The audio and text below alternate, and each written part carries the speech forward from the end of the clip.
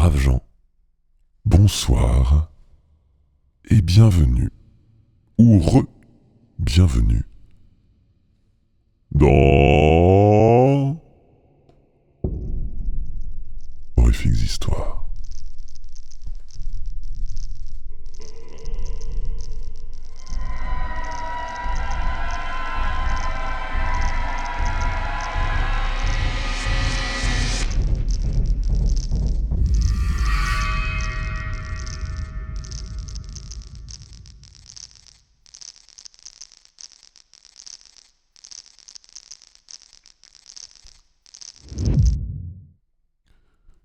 Je vais donc vous lire La leçon de 1980, une nouvelle de Dino Buzzati, traduite de l'italien par Jacqueline Remillet. Bonne écoute, braves gens.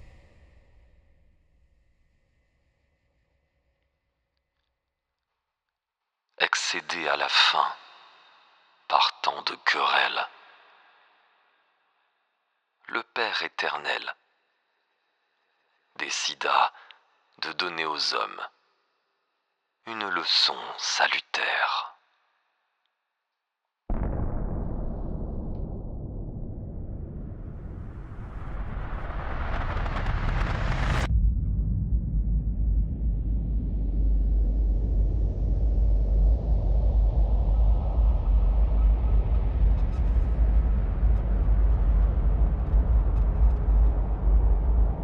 The atomic bomb. The atomic bomb. The atomic bomb. The atomic bomb. The atomic bomb. The atomic bomb. 7. À minuit précis, le mardi 31 décembre 1979, le chef du gouvernement soviétique, Piotr Semyonovitch Kurulin, mourut subitement. Il trinquait justement à la nouvelle année, lors d'une réception donnée en l'honneur des représentants de la Fédération des démocraties de l'Afrique orientale.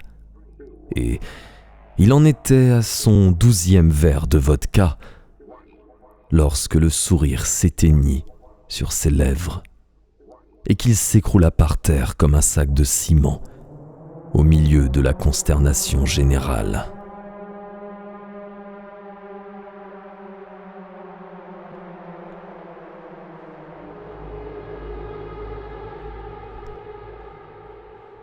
Le monde fut ébranlé par des réactions opposées. On était alors arrivé à l'une de ces périodes de crise aiguë et redoutables de la guerre froide, comme il n'y en avait peut-être encore jamais eu. Cette fois-ci, le motif de la tension entre le bloc communiste et le bloc occidental était la revendication de la possession du cratère Copernic sur la Lune. Dans cette vaste région, riche en métaux rares, se trouvaient des forces d'occupation américaines et soviétiques. Les premières concentrées dans une zone centrale réduite, les autres sur le pourtour. Qui y était descendu le premier? Qui pouvait se vanter d'un droit de priorité?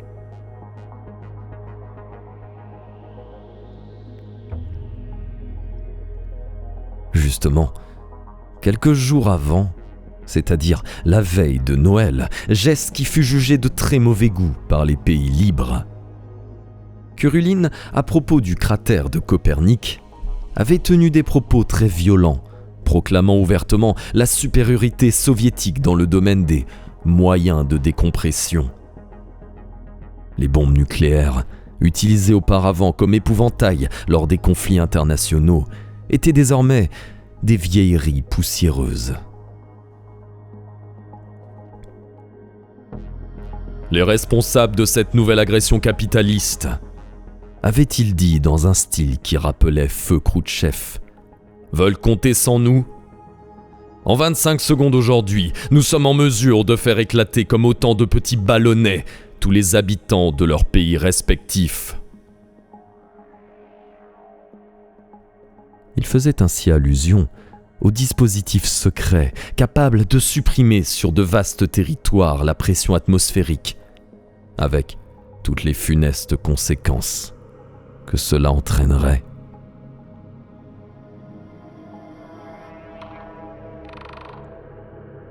Habitué, comme il l'était désormais, à l'éloquence plutôt empathique de leur grand adversaire, les Occidentaux n'avaient naturellement pas pris au pied de la lettre la menace de Curuline. Mais il ne s'en était quand même pas caché la gravité. En somme, c'était un nouveau Dien Bien Phu, multiplié par 100, qui se préparait sur la Lune.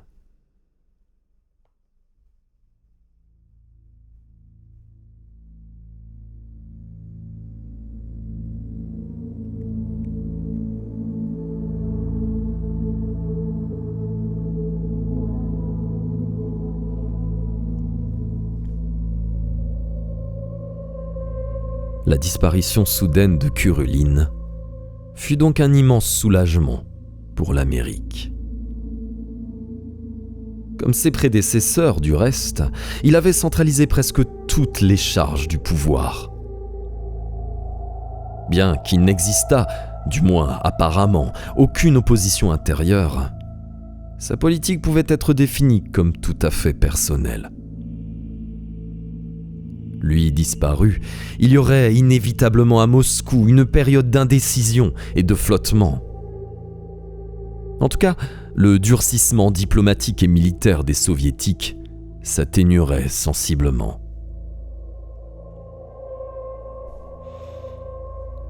Symétriquement, dans le camp russe, le désarroi fut tout aussi grand. D'autant plus que le dédaigneux isolement de la Chine ne laissait présager rien de bon. En outre, le décès du dictateur, juste au moment où il allait inaugurer un nouveau décennat, un nouveau plan vingtennal devait être lancé incessamment, fit une mauvaise impression dans le peuple. Instinctivement, on y voyait un mauvais présage.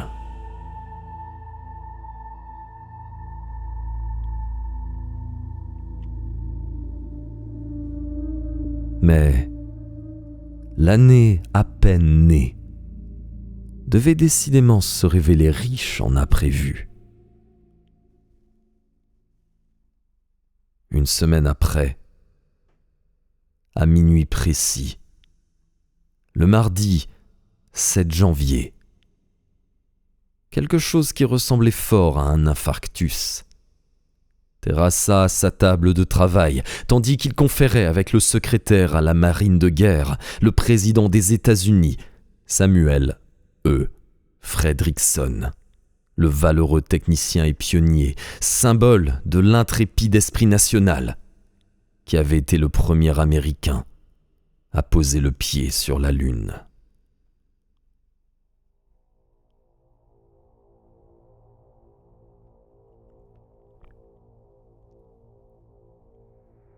Le fait qu'à une semaine d'intervalle exactement, les deux plus grands antagonistes du conflit mondial aient disparu de la scène provoqua une émotion indicible. Et qui plus est, à minuit, tous les deux. On parla d'assassinat fomenté par une secte secrète. Certains firent des suppositions abracadabrantes sur l'intervention de forces supraterrestres. D'autres allèrent même jusqu'à soupçonner une sorte de jugement de Dieu. Les commentateurs politiques ne savaient plus à quel saint se vouer. Oui, bien sûr, ce pouvait être une pure coïncidence fortuite. Mais l'hypothèse était difficile à avaler. D'autant que Curuline et Fredrickson avaient joui jusqu'alors d'une santé de fer.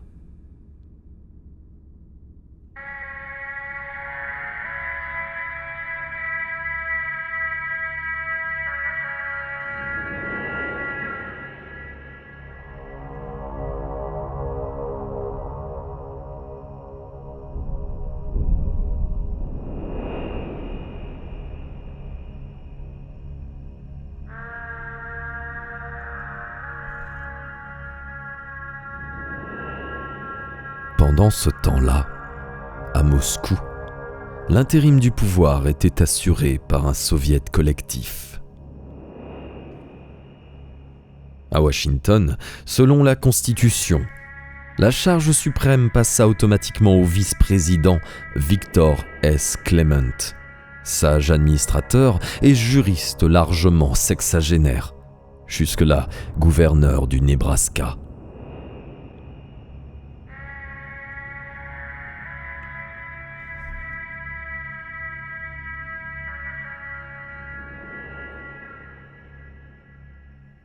La nuit du 14 janvier 1980, un mardi, lorsque la pendule placée sur la cheminée où flambaient des bûches eut sonné 12 coups, Mr. Clement, qui était en train de lire un roman policier assis dans son fauteuil au coin du feu, laissa tomber le livre, pencha doucement la tête et ne bougea plus. Les soins que lui prodiguèrent ses familiers, puis les médecins accourus, ne servirent à rien. Clement, lui aussi, s'en était allé dans le monde de la majorité.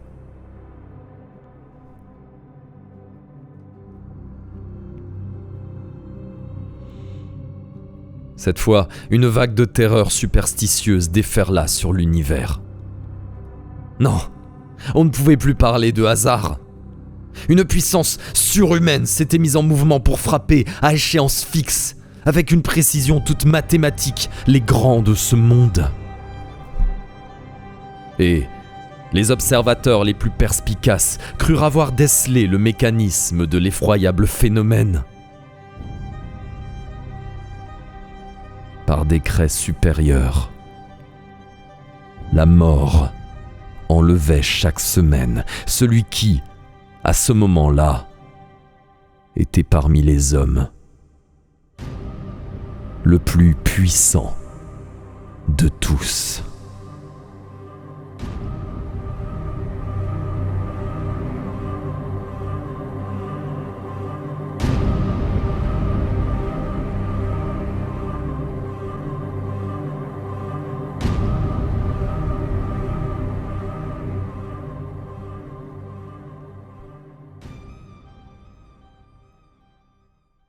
Trois cas, même très étranges, ne permettent certes pas de formuler une loi.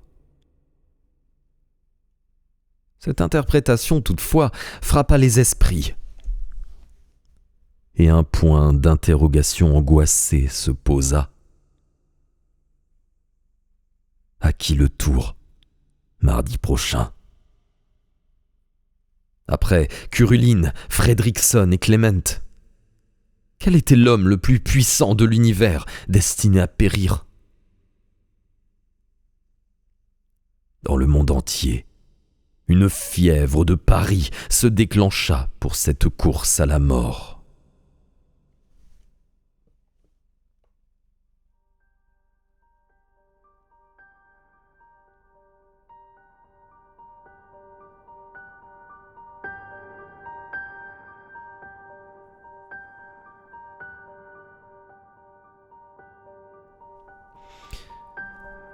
La tension des esprits en fit une semaine inoubliable.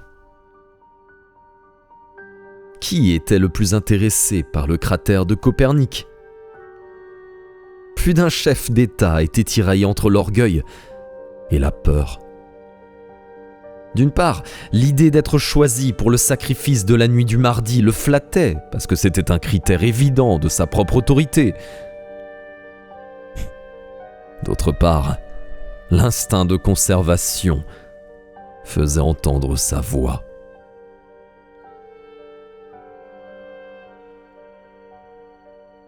Le matin du 21 janvier, Lu Chimin, le très secret et mystérieux chef de la Chine, convaincu plus ou moins présomptueusement que son tour était venu, et pour bien en manifester son libre arbitre vis-à-vis de la volonté de l'Éternel, athée comme il l'était, se donna la mort.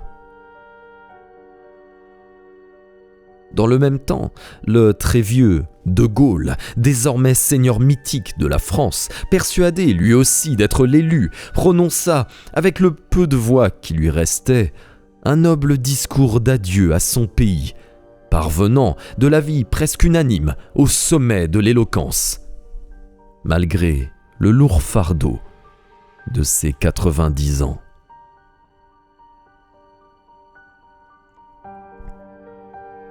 On constata alors combien l'ambition pouvait l'emporter sur toute autre chose. Il se trouvait des hommes heureux de mourir, du moment que leur mort révélait leur prééminence sur le reste du genre humain.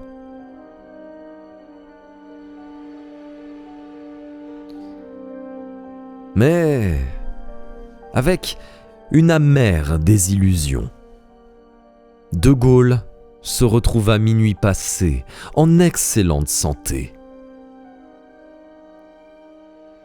Par contre, celui qui mourut brutalement à la stupéfaction générale, ce fut Cocchio, le dynamique président de la Fédération de l'Afrique occidentale, qui jusqu'alors avait surtout joui d'une réputation de sympathique histrion. Et puis, la nouvelle se propagea qu'au centre de recherche qu'il avait créé à Busundu, on avait découvert le moyen de déshydrater gens et choses à distance, ce qui constituait une arme redoutable en temps de guerre.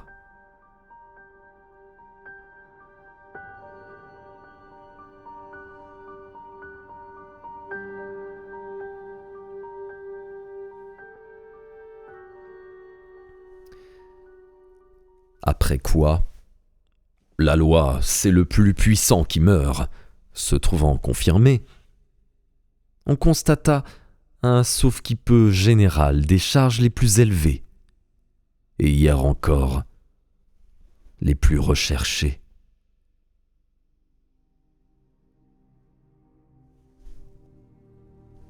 Presque tous les sièges présidentiels restèrent vacants. Le pouvoir, auparavant convoité avec avidité, brûlait les mains de ceux qui le détenaient. Il y eut, parmi les gros bonnets de la politique, de l'industrie et de la finance, une course désespérée. À qui serait le moins important ? Tous se faisaient petits, repliaient leurs ailes, affichaient un noir pessimisme sur le sort de leur propre patrie, de leur propre parti, de leurs propres entreprises. Le monde renversé. Un spectacle divertissant n'eût été le cauchemar du prochain mardi soir.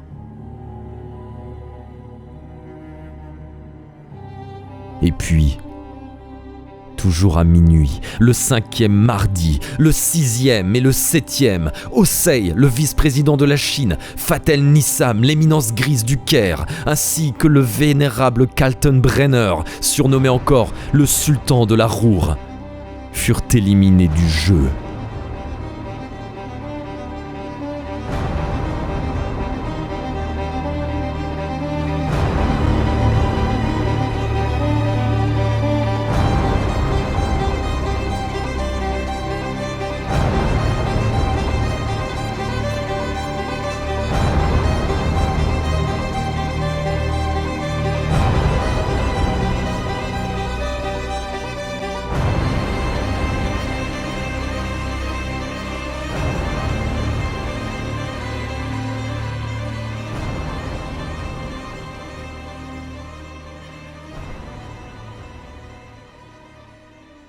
Par la suite, les victimes furent fauchées parmi des hommes de moindre envergure.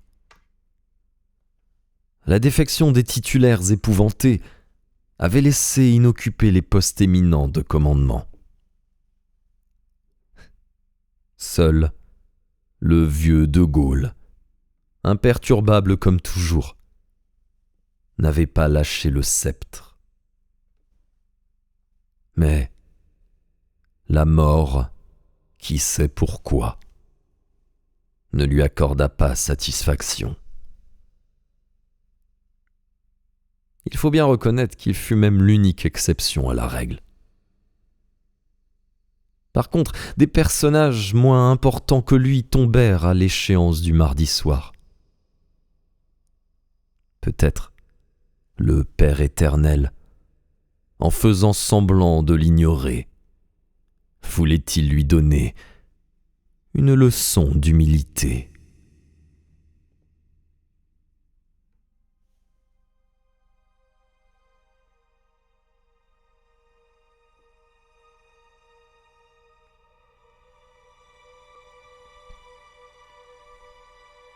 Au bout de 2 mois, il n'y avait plus un dictateur, plus un chef de gouvernement, plus un leader de grands partis, un président directeur général de grosses industries.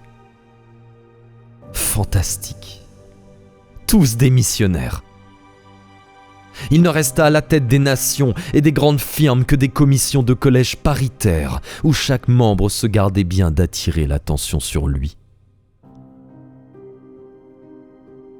Dans le même temps, les hommes les plus riches du monde se débarrassaient en toute hâte de leurs incroyables accumulations de milliards par de gigantesques donations à des œuvres sociales, à des mécénats artistiques.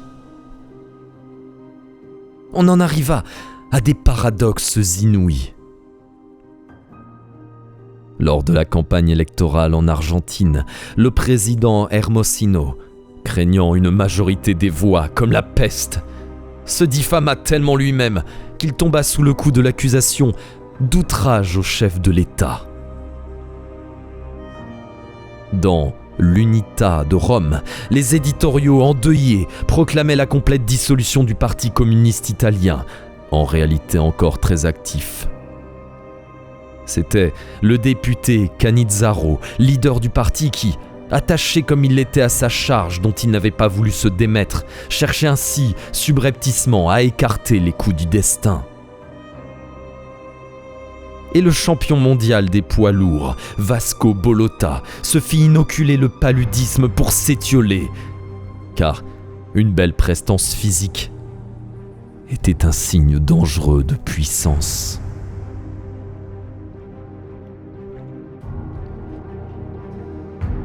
Dans les litiges, qu'ils soient internationaux, nationaux ou privés, chacun donnait raison à l'adversaire, cherchait à être le plus faible, le plus soumis, le plus dépouillé. Le cratère de Copernic fut équitablement partagé entre soviétiques et américains. Les capitalistes cédaient leurs entreprises aux travailleurs et les travailleurs les suppliaient de bien vouloir les conserver. En quelques jours, on arriva à un accord sur le désarmement général. On fit exploser les vieux stocks de bombes dans les environs de Saturne, qui en eut 2 anneaux brisés.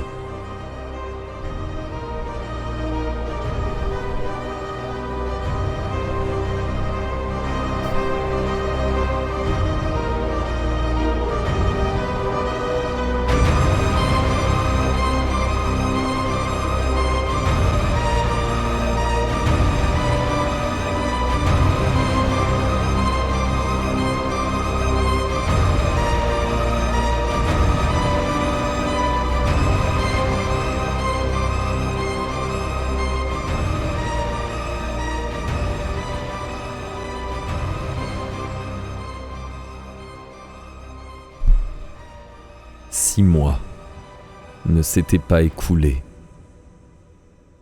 que toute ombre de conflit, même local, s'était dissipée.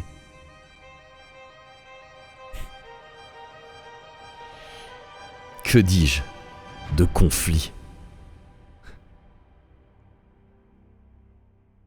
Il n'y avait plus de controverses, de haine, de disputes, de polémiques, d'animosité.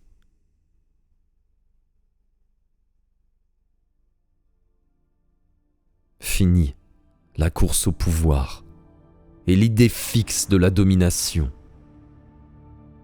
Et l'on vit alors s'établir partout la justice et la paix, dont, grâce au ciel, nous jouissons toujours 15 ans après. Car si quelque ambitieux oublieux de la leçon de 1980 tente de lever la tête au-dessus des autres, la faux invisible, tchac, la lui tranche. Toujours le mardi, à minuit.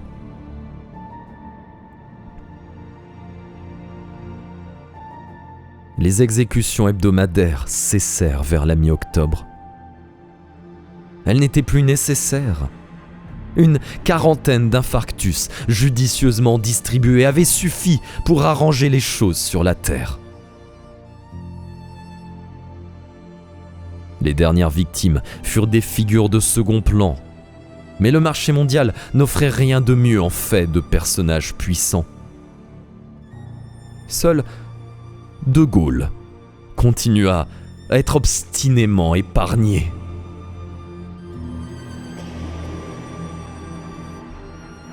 L'avant-dernier fut George A. Sweet, dit Sweet, le célèbre présentateur de la stéréotélévision américaine. Beaucoup en furent surpris. Mais en réalité, Sweet jouissait d'un prestige formidable, tel qu'il aurait pu arriver aux plus hautes charges de la Confédération s'il l'avait seulement désiré.